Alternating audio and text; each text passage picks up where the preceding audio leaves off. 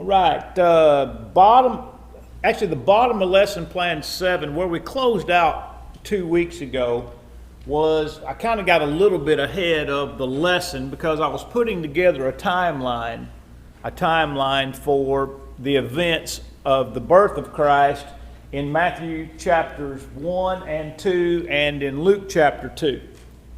Because in Matthew's account there's the visit by the Magi, but in Luke's account there's no Magi visit. Instead, there's the visit from the shepherds.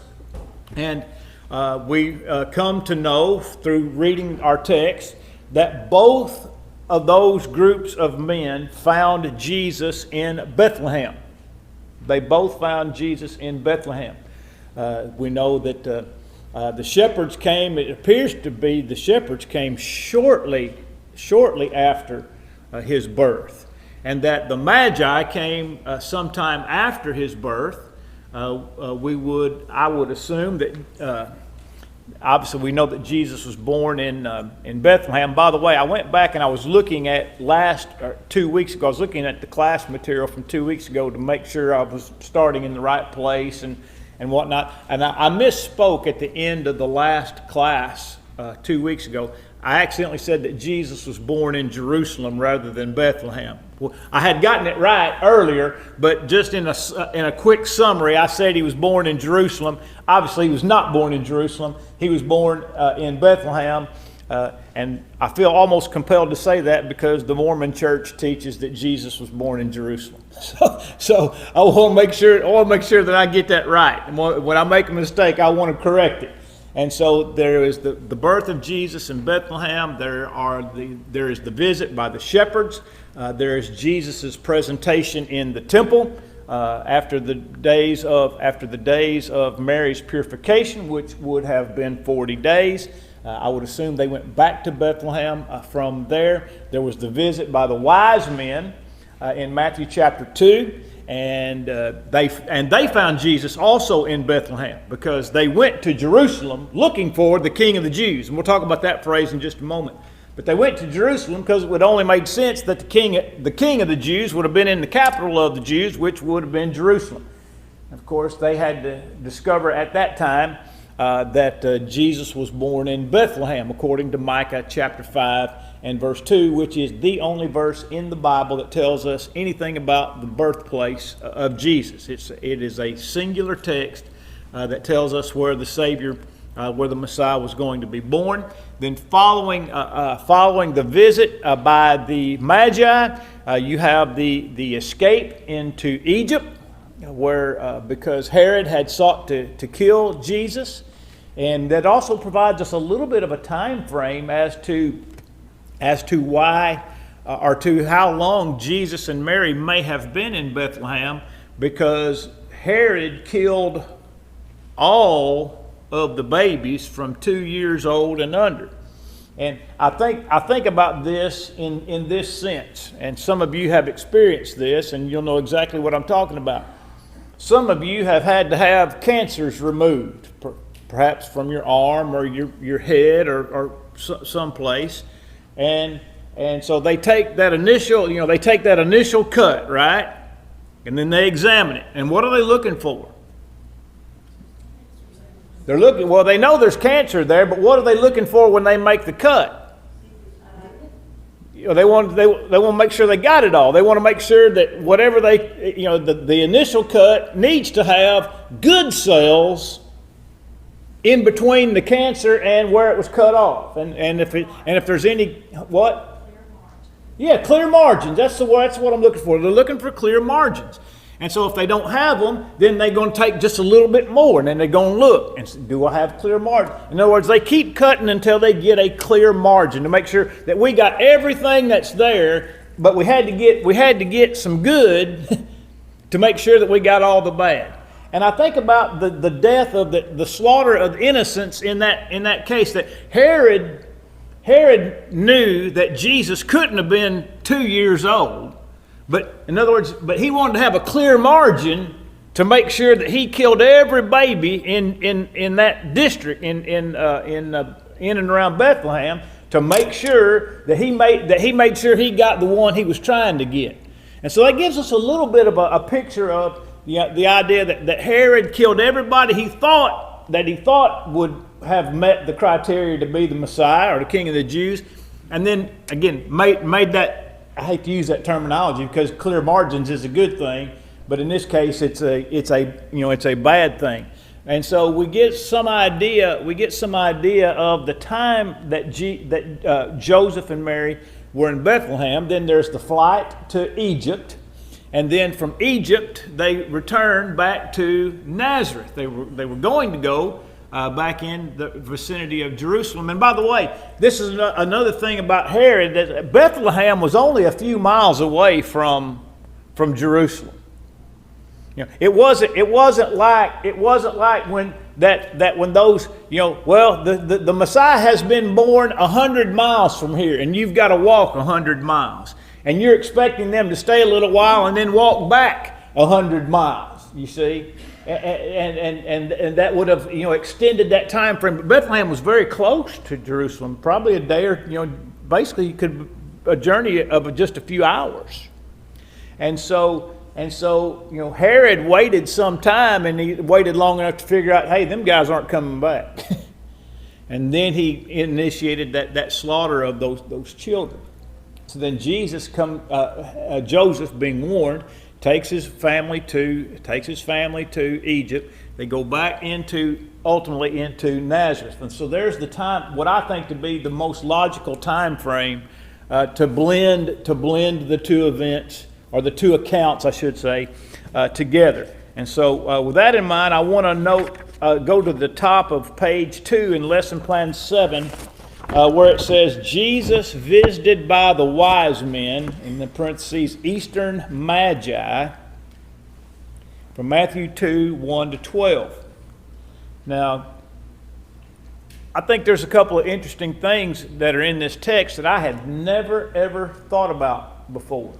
And the first is this, and look at the opening line, the visit of the wise men is proof that Jesus was going to be the Savior of the Gentiles.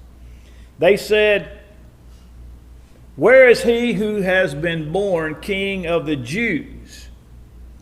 But it says but it doesn't say where has our King been born. But we know that these men were probably educated, probably held some standing wherever it is that they came from. The Bible just simply says they came from the east. Generally, when you think about, in biblical terms, coming from the east, it's probably perhaps as far as Babylon, or in that part of what we might refer to as modern day Iraq. They had traveled some distance to find Jesus. Now, let me also add this. There is nothing that says that Jesus had already been born when they started their journey. If they had to travel, say, 500, 600, 700 miles, the star was just the indication that the star was the indication that they needed to go find him. And so Jesus may have very well been born in the interim of their travels. And so there's just some things that sometimes we assume or we think to be true when the text doesn't demand those things. And these were men who were likely somewhat akin to, the best I can figure is that they were somewhat akin to Daniel. In other words, the position that Daniel and Shadrach, Meshach, and Abednego held in Babylon. They were men who were schooled in various aspects of astrology, in medicine, in philosophy. The word magi is a transliteration. The word is there. It's magoi. If you were writing it out, it'd be magoi, magoi. And so because they don't know exactly what these men were, they just transliterated the word and then left it up to us to I guess sometimes thrash about and see what we can come up with. The text in our lesson says that magi is short for magicians, but again, that's not that's not the same sense in which we use the word magician. That's another one of those things where the word has changed over the course of hundreds of years since the Bible was translated into English. And then you have let me see here, in the third paragraph underneath, in the second paragraph, I mentioned Daniel. And let me just add this, and this may have come from the actual supplemental book that comes with this, is that if they had come from, say, Persia or the region of Babylon, they may have well been versed in the book of Daniel. Because there was a massive library, Nebuchadnezzar, and one of the things that many of those kings did is that they amassed massive libraries of wisdom from all over the world, and those books many times would have been translated into the language that they spoke. And if I'm not mistaken, all right, now, I don't think I am, or I wouldn't even bring it up. Daniel is the only book in the Bible that is not written in Hebrew or Greek. My understanding is that Daniel is recorded in the ancient language of Aramaic, which would have been the language in which he was living in Babylon, and obviously the Persians overtook the Babylonians, and so. The book of Daniel may have well been preserved in that part of the world, and those men being schooled in various great works of literature may have well been familiar with Daniel. And they may have also been familiar with the prophecy of Daniel in Daniel chapter 9 with regard to what's called the 70 weeks. And they could have put that together to know that the time frame was right. In other words, they could have been looking forward. In other words, they could have studied Daniel, been looking for the coming of the Messiah, and then God sent the star to let them know that what they were looking for was about to or had just transpired. So again, there's a lot that can go. There's a lot that can go into this. Also, I made note this. Can you imagine how surprised they were to get to Jerusalem and find out that nobody knew anything about what they were looking for? I mean, they'd been given a divine sign to travel to Jerusalem. I mean, you would have. Let's put ourselves in their shoes. We're looking for the Messiah. We get a sign the Messiah has been born, the King of the Jews. We go to the capital city of the Jews, and there's not anybody knows anything about it. They don't know a thing in the world about it. In fact, Jesus may have already been presented in Jerusalem at the temple and returned to Bethlehem.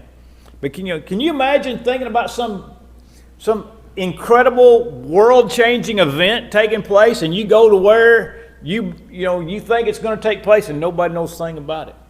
And then you're told, no, it's not in this great big city set up on top of this mountain that's been here for hundreds of years. It's in this little nondescript village down at the bottom of the mountain, about 7 or 8 miles away, or however far it was. Imagine kind of them scratching their heads as they went on to Jerusalem, and then obviously they found Jesus there. And so then, in the third paragraph under the visit by the wise men, and I'd never thought about this statement either. It says, "Where is he who has been born King of the Jews?" In the 5th line of that third paragraph, you see the word notice, right in the middle of the 5th line, notice. Jesus was born a king. He did not later become one. Have you ever thought about that? And by the way, I don't know that, let's put it this way, I don't know exactly how to take that. Because in the days of Jewish history, men who were kings had children, and those children, in a sense, were born heirs, kings, right? They weren't kings until they were appointed to be kings. Now, you got Josiah, and I cannot remember, it might have been Joash, that were anointed to be king when they were very young, 8 years old. Josiah became king when he was 8 years old. So, he was born to be the king. He wasn't the king when he was born. And yet this statement says, this man is born king of the Jews. And I don't know enough about how the language plays out to mean that he's born to be the king of the Jews, or if he's the king of the Jews right now. And either way, Herod wouldn't have been happy with that. Either way, Herod's not happy with the idea that somebody else is holding his title. That other people believe that somebody else is holding his title. And here's why I struggle with that, trying to unwrap that idea he's born king of the Jews. One is in Daniel 7, the Bible speaks of Jesus receiving his kingdom after he ascended into heaven. But in other places, for example, when Jesus stood before Pilate, they said, what? Are you a king? He said, are you a king? Present tense, right? And what did Jesus say? It is as you say. So Jesus is standing before Pilate, and he says, I am a king. So there's some nuance to the idea of him being born a king, when he received his kingdom, when he was recognized as a king. Obviously, the moniker had, I don't want to use the word moniker, the name, the identification had stuck with Jesus, because what did Pilate inscribe on that headpiece? King of the Jews. And he wrote it, in Latin and in Hebrew, Greek. He wanted everybody to be able to read when they came by. When Jesus was before he was crucified, didn't he say that my kingdom is not of this? There you go. My kingdom is not of this world. Yeah. And that was in the context of, are you a king then? It is as you say, but my kingdom's not what you're thinking about. And so, the reason I'm talking about this is because he's born king of the Jews. They said, my kingdom presenting himself as the king. That's right. Already. Right. That's exactly right. I'm just wondering though, how was Jesus presented, represented, or how did he represent himself in the 30 or so years from the time that he was born until the time that he was made manifest through the preaching of John the Baptist, and then in his own ministry? See, there's just a lot of, for lack of a better term, there's a lot of nuance to this idea. Scott. I think it's starting to be mentioned about wise men coming in, and they got this big news and nobody seems to know about it. But Matthew 2, there's no shock.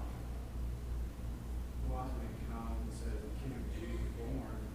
Herod is troubled because the king is born. The scribes and Pharisees, they immediately spout out the scripture. I mean, go look for him. And there wasn't a disbelief that this guy was born. I know. And I think king of the Jews is how we always talk about the Jewish people thought the Savior was going to be their ultimate king.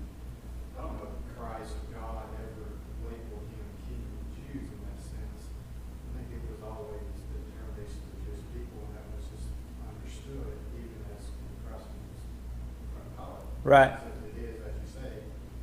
But to me, it's really interesting that the wise men came the scribes and Pharisees. The chief priests and scribes were like, yeah. I mean, it wasn't a disbelief that this guy was born. Right. They knew what was going to happen. And maybe, They were just so afraid Yeah. he was going to kill the kid. and maybe they didn't believe the Magi.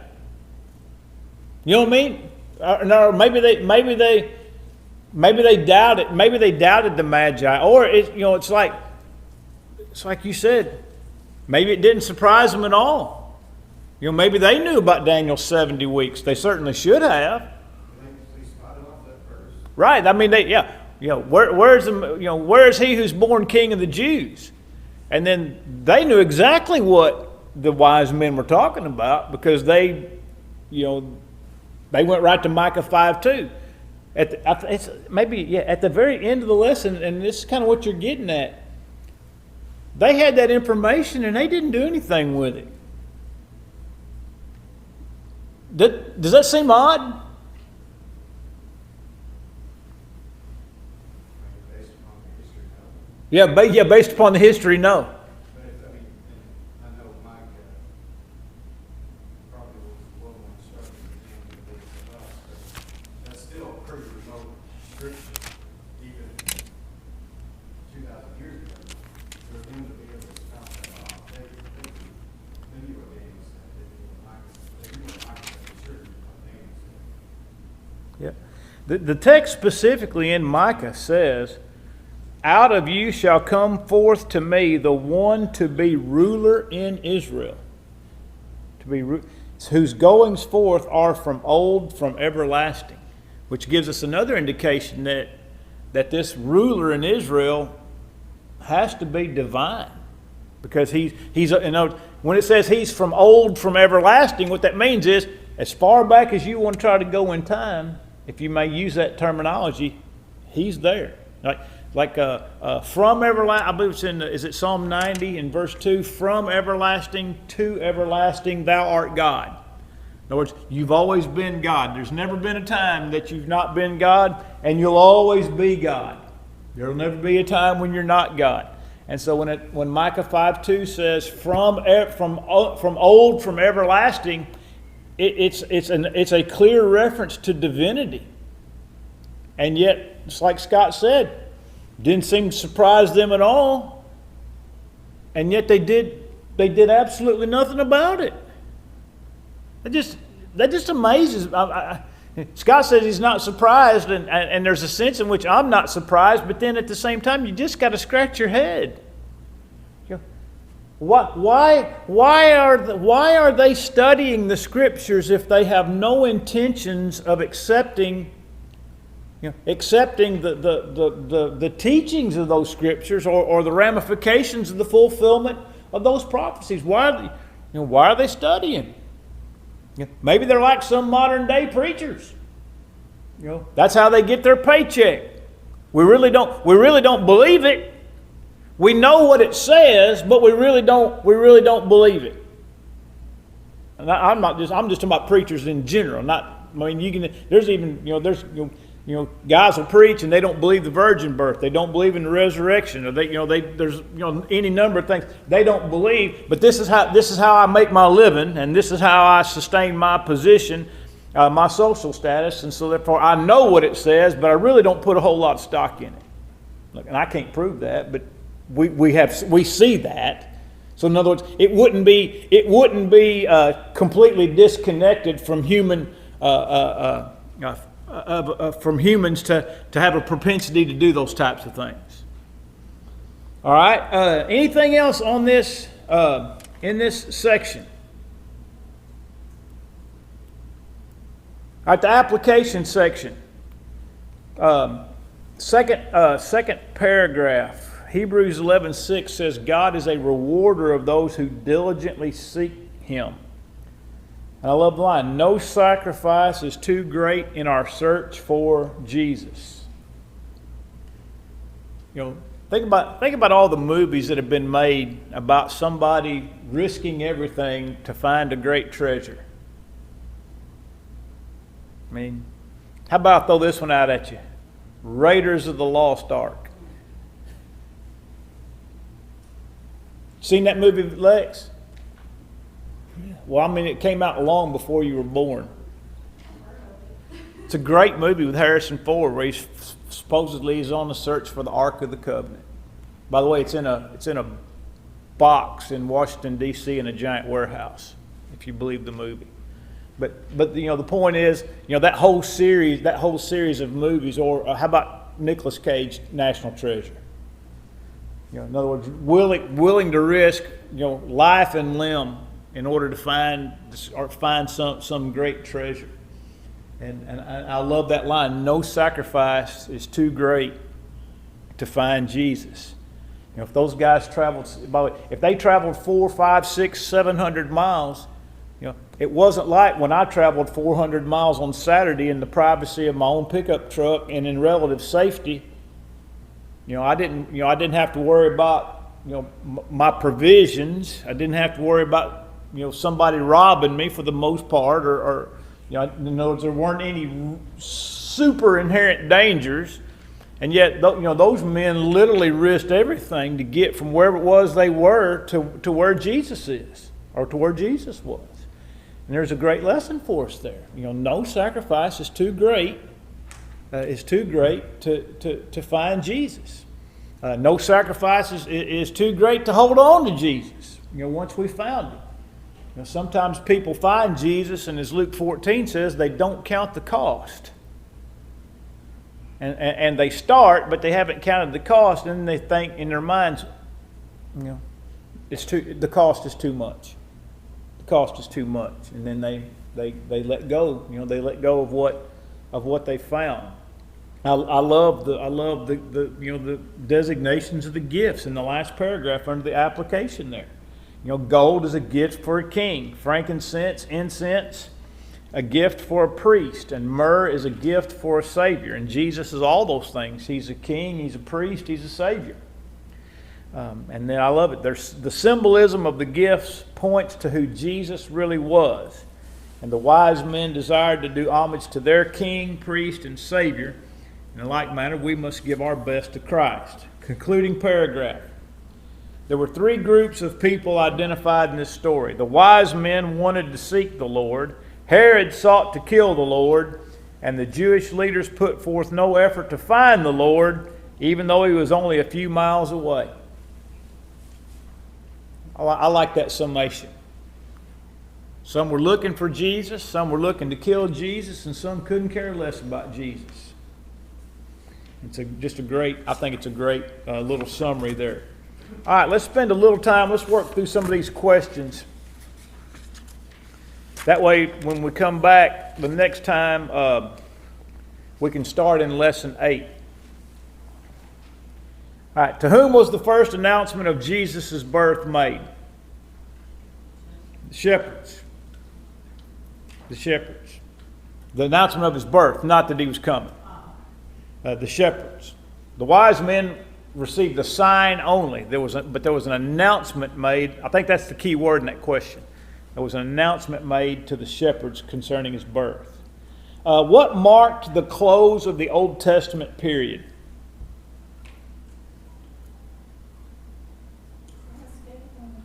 All right, the death of Christ on the cross. Now, there's some leeway there, so to speak, that when Jesus died, He nailed the old law to the cross. And then it was about 50 days later that the church came into effect. So obviously the law of Moses is still in effect during that 50-day period. And the law of Moses and the patriarchal law would have been in effect. And both the patriarchal law and the Mosaic law would have been in effect for some time after the church was established. I sometimes refer to it as a grandfathering. That as the gospel went into the world, wherever the gospel went, whatever law those people were under immediately was invalidated.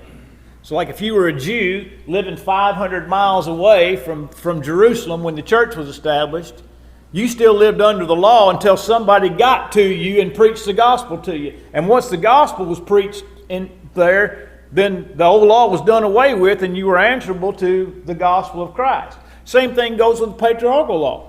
Cornelius was under the patriarchal law. It was a number of years before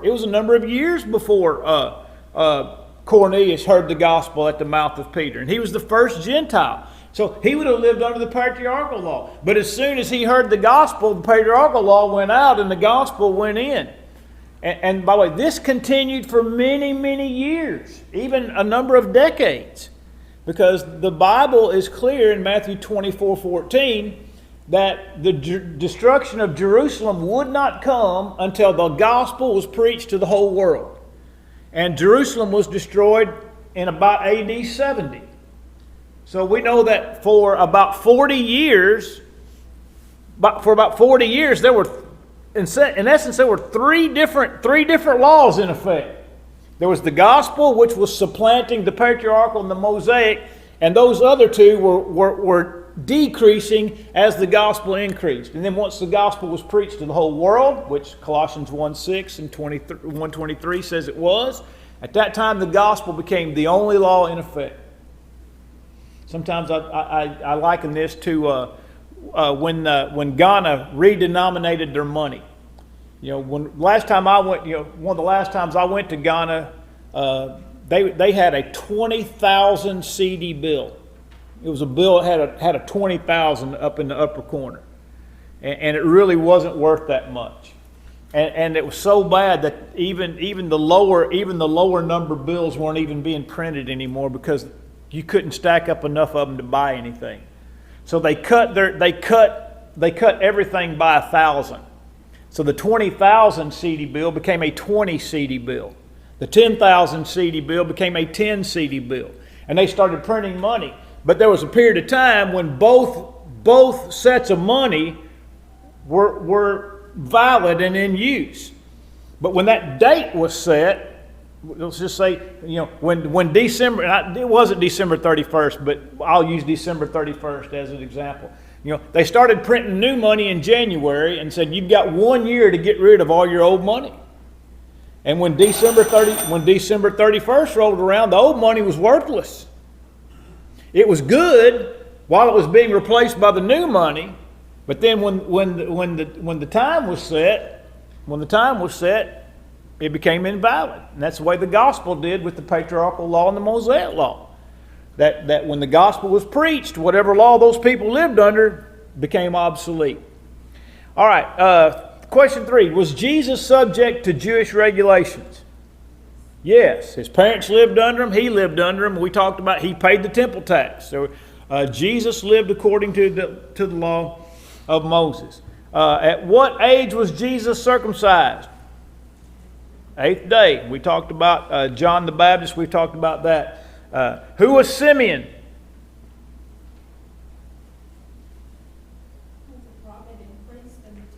Said, a just and decent man in Jerusalem who was looking for the consolation of Israel. In other words, God had told him he wouldn't die until the Messiah came. And then he says, makes the statement, let your servant depart in peace, which we would say, I can die now. That's a phrase a lot of us use kind of flippantly to describe great events in our life. I can die now. And that's what Simeon actually said. Of course, he was an old man when he said it. Who was the prophetess in the account of Jesus of Nazareth? Anna. And what age was she? 84. All right. What town did Jesus grow up in? What's that? No, that's the region. That's the region. That would be the district. What town did he grow up in? Nazareth. They came up out of Egypt and went to... You're doing all right. Nazareth is in Galilee, so technically, if it didn't say town, you would have been right. If it would have said area, you'd have been right. Kind of like Pierce's Mill. All right. What's the meaning of magi?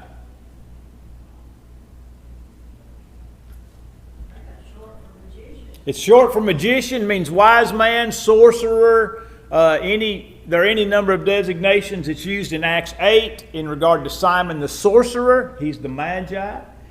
He tricked people. And then in Acts 13, there was Elymas the sorcerer that was with Sergius Paulus. And so used in a number of senses. How was frankincense used? Question 10.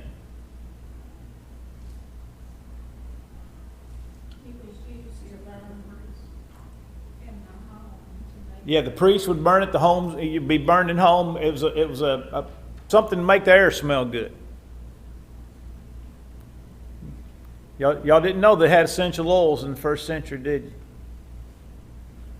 How was myrrh used? Embalming the dead. Yep, embalming the dead. What did the wise men do when they found Jesus? They gave him gifts, and what else did they do? They worshiped him. They worshiped him. Were the wise men Jews or Gentiles? They were Gentiles. This is kind of a thought question. How do you think the wise men knew the way to find Jesus? Yeah, they're guided by the star. I guess what he's getting at is, did God provide the star? And I think that's probably what he's getting at. I mean, obviously we all know they followed the star. I think, but and it's also in the supplemental book that there's a little bit more discussion there. What can we learn about God outside the Bible? It's an interesting question.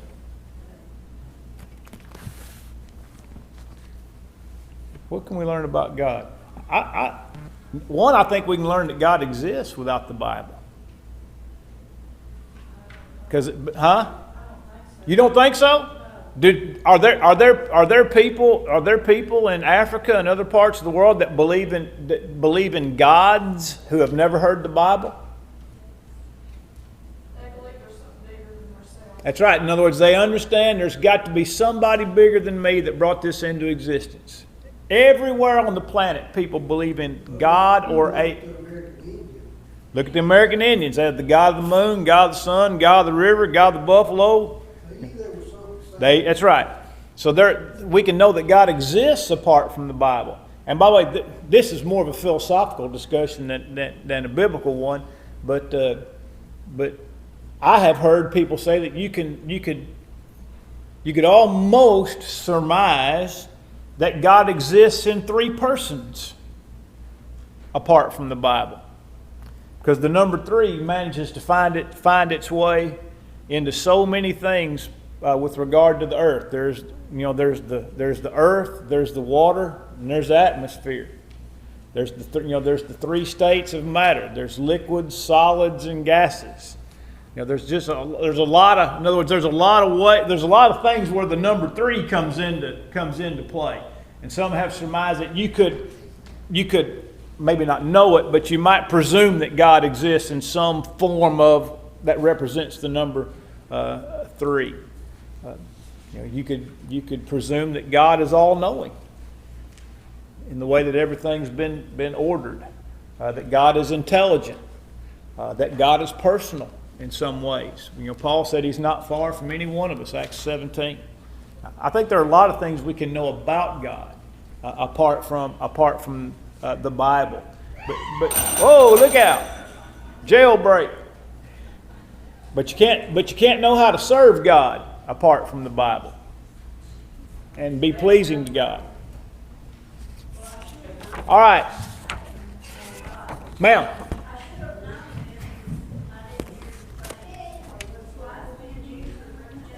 Gentiles. All right. Next Bible class, lesson plan 8.